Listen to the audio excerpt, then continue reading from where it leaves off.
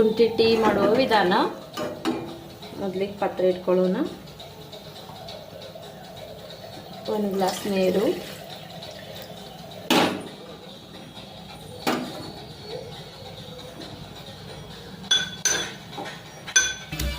ಹಸಿ ಶುಂಠಿಯನ್ನು ಸ್ವಲ್ಪ ಜಜ್ಜಿಕೊಂಡು ಅದನ್ನು ನೀರು ಸ್ವಲ್ಪ ಬೆಂದ ಮೇಲೆ ಹಸಿ ಶುಂಠಿಯನ್ನು ಹಾಕೋದು.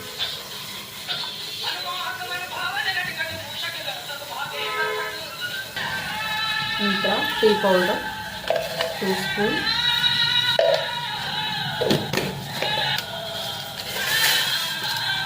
ನಂತರ 2 ಸ್ಪೂನ್ ಶುಗರ್,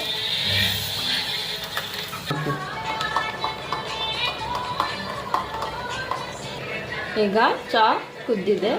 ಈಗ ಹಾಲು ಹಾಕುವ. ಸ್ವಲ್ಪ ಹಾಲಾಕಿ ಸ್ವಲ್ಪ ಬೇಯಿಸ್ಕೊಳ್ಳುವ.